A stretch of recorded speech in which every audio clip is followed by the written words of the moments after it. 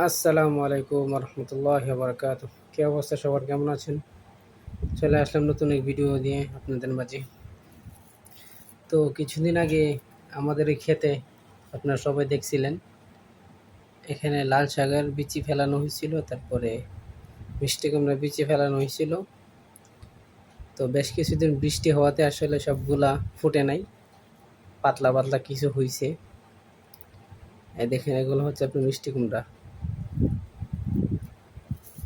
আর এটা হচ্ছে আমার লাউ ক্ষেতের সবজি বাগান।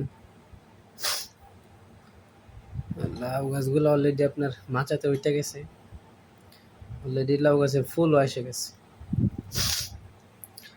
এই দেখেন, এগুলো হচ্ছে, এর পাশাপাশি কলা গাছ, চতুর্দিক দিয়ে কলা গাছ লাগানো হয়েছে ঘুরাইয়া।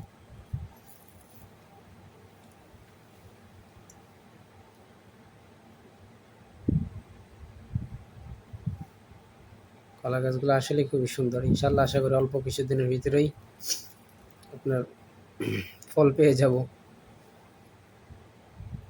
এই ছিল লাউ ক্ষেতের মাচা। আরও কিছু মোটামুটি 500-এর মতো গাছ করা হয়েছিল বিক্রির জন্য, এখন অ্যাভেলেবেল আছে, যাদের প্রয়োজন এসে নিয়ে যেতে পারেন।